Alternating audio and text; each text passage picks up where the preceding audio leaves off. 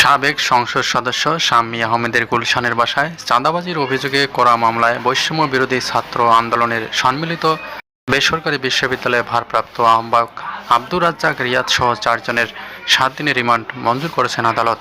আজ রোববার ঢাকার অতিরিক্ত chief metropolitan magistrate Mohammad Ziadur রহমানের আদালত শুনানি শেষে এই আদেশ দেন।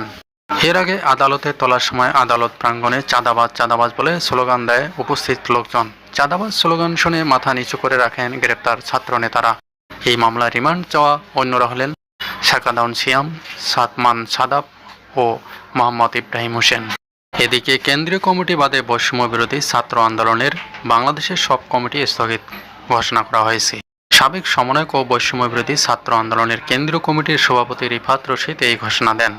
রোববার বিকেলে রাজধানীর শাহবাগ জাদুঘরের সামনে এক জরুরি সংবাদ সম্মেলনে রিফাত রশিদ বলেন, অর্গানোগ্রামের সিদ্ধান্তে বৈষম্য বিরোধী ছাত্র আন্দোলনের কেন্দ্রীয় কমিটি ব্যতীত সারা দেশের সকল কমিটির কার্যক্রম স্থগিত করা হলো।